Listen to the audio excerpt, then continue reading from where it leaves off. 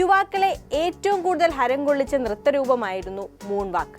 ചിത്രത്തിന്റെ ടൈറ്റിൽ കേൾക്കുമ്പോൾ തന്നെ പ്രേക്ഷക മനസ്സിലേക്ക് ഓടിയെത്തുന്ന ഒരു പേരുണ്ട്, സാക്ഷാൽ മൈക്കിൾ ജാക്സൺ. ചിത്രത്തിന്റെ പേരിൽ പോലും ആ ആരാധന തെളിഞ്ഞു കാണാം. മൈക്കിൾ ജാക്സൺ എന്ന പേര് പരാമർശിക്കാതെ തന്നെ അദ്ദേഹത്തിനോടുള്ള ആരാധന മനോഹരമായി സിനിമയിൽ പ്രകടിപ്പിച്ചിട്ടുണ്ട്. അതുകൊണ്ട് തന്നെ അദ്ദേഹത്തിനുള്ള ഒരു ട്രിബ്യൂട്ട് കൂടിയാണ് ഈ ചിത്രം. തിരുവനന്തപുരം പശ്ചാത്തലമായി ഒരുക്കിയ ചിത്രം പറഞ്ഞു വയ്ക്കുന്നത് ഡാൻസ് മാത്രമല്ല, മറിച്ച് പച്ചയായ ജീവിതങ്ങളുടെ ആവിഷ്കാരം കൂടിയാണ്. മൂൺ വാക്ക് ഒരു ഡാൻസ് സിനിമയല്ല. ചിത്രം പൂർണ്ണമായും ഡാൻസ് സിനിമ ജോണറിലല്ല ഒരുങ്ങുന്നത്.